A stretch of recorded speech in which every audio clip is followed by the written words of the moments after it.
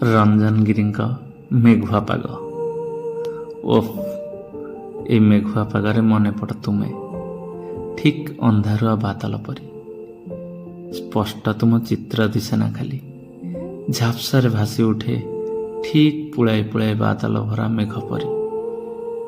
ମନ ଆକାଶର ଅସରନ୍ତି ସୀମାରେ ତ ଭାସି ବୁଲ, କିନ୍ତୁ ଏଇ ମେଘୁଆ ପାଗରେ ଟିକେ ପାଖେଇ ଆସ।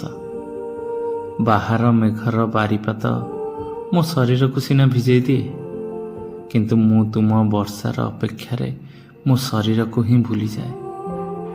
ମନେ ହୁଏ ଉଡ଼ନ୍ତି କି ତୁମ ସହ ଖୋଲା ଆକାଶରେ, କିନ୍ତୁ ତୁମ ପାଖରେ ପହଞ୍ଚିବା ତ ଏତେ ସହଜ ନୁହେଁ। ନା କେଉଁ ବସ୍ତୁରେ ଅଛ ତୁମେ, ନା ବାସ୍ତବରେ। ତୁମେ ତ ମୋ ମନ ଆକାଶର ସାଇତା ସ୍ୱପ୍ନ ହୋଇ ରହିଛ, କେଉଁ ଏକ ଅଜଣା ଦିଗ୍ବଳୟରେ, କେଉଁ ଏକ ଅଜଣା ଦିଗ୍ବଳୟରେ, କେଉଁ ଏକ ଅଜଣା ଦିଗ୍ବଳୟରେ।